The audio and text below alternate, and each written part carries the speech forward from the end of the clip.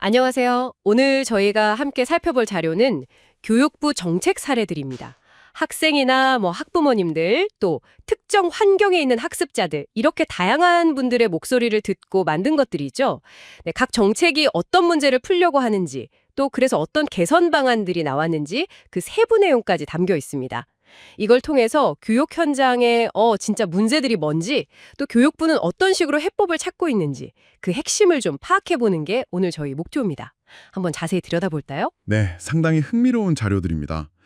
교육기회 관련해서 정말 다양한 요구들이 있는데 이걸 정책으로 어떻게 풀어내려 하는지 그 구체적인 시도들을 모아놨어요. 각 사례마다 문제 상황 진단, 그리고 개선 방향, 세부 실행 계획까지 이 흐름을 따라가는 게 중요할 것 같습니다. 좋습니다. 그럼 첫 사례 바로 고교 학점제로 넘어가 보죠. 이게 대학처럼 원하는 과목 골라 듣는 제도잖아요. 근데 학생들이 진로를 스스로 설계하려는 요구는 점점 커지는데 기존의 좀 획일적인 교육 과정이 이걸 잘 받쳐주지 못했다. 이게 근본적인 문제 원인이었죠. 맞습니다.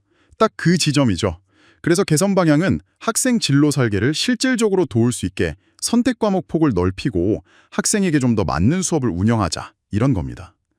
세부적인 개선 수단으로는 이제 진로 연계 과목들을 더 많이 만들어서 확대하고요. 또 이걸 먼저 적용해보는 시범학교를 운영하는 방안, 이런 게 포함돼 있어요.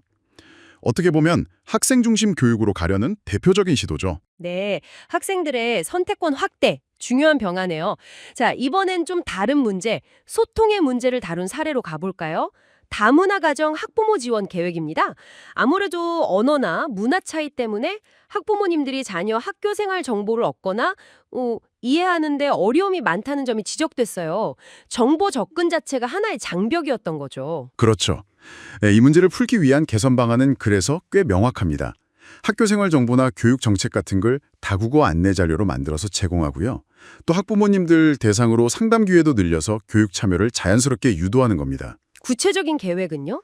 세부 추진 방안을 보면 우선 6개 언어를 기준으로 안내문을 만들고 필요하면 통역이나 상담을 지원할 이중언어 상담사 배치를 더 늘리는 계획이에요. 말 그대로 소통의 장벽을 낮추는 데 초점을 맞춘 그런 맞춤형 지원이라고 할 수 있겠습니다. 그렇군요. 다음 사례는 지역 격차 문제랑 관련이 깊어 보이네요. 농산어촌 학생들의 교육기회 문제입니다. 도시 학생들에 비해서 교과목 선택의 폭이 아무래도 좁다 보니까 진로를 탐색하고 설계하는 데 좀 불리하다는 이런 현실적인 어려움이 문제 현상으로 나타난 거죠. 네, 맞아요. 사는 곳 때문에 교육 기회가 달라지는 건 정말 큰 문제죠. 그래서 해결책으로 제시된 개선 수단이 바로 온라인 공동교육 과정을 적극적으로 활용하고 또 원격 수업 시스템 자체를 개선해서 물리적 거리에 상관없이 다양한 과목을 배울 기회를 넓히자는 겁니다. 아, 온라인으로요? 네, 구체적인 추진 방안으로는 여러 시도교육청의 온라인 플랫폼을 통합해서 운영하고 실시간 쌍방향 수업이 좀 더 원활하게 이루어지도록 기술 지원을 강화하는 것들이 포함됩니다. ICT 기술을 활용해서 교육 불균형을 좀 해소해보려는 노력이 엿보이죠. 물론 기술만으로 다 해결되진 않겠지만 그래도 중요한 시도임은 분명해 보입니다. 자, 그럼 마지막 사례 보겠습니다. 방과후 학교 정책인데요. 특히 저저득층 학생들의 참여 문제를 다루고 있어요. 정보 자체가 부족해서 어떤 프로그램이 있는지 잘 모르거나 알아도 비용 부담 때문에 참여하기 어려운 장벽이 있다. 이게 문제 상황이었네요. 맞습니다. 정보 접근에서의 불평등, 그리고 참여 기회의 격차, 이걸 줄이는 게 핵심이죠. 그래서 개선 방향은 가정통신문 외에도 앱이나 문자 메시지처럼 좀 더 접근하기 쉬운 경로로 정보를 다양하게 제공하고요.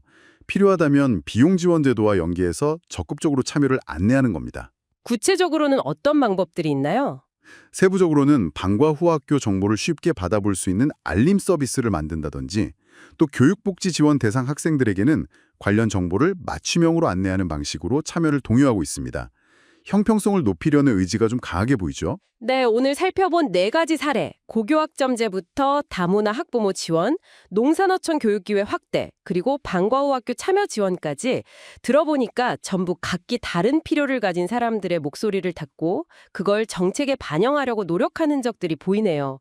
문제 원인을 진단하고 거기에 맞는 개선 수단과 실행 계획을 세우는 접근 방식이 인상적입니다.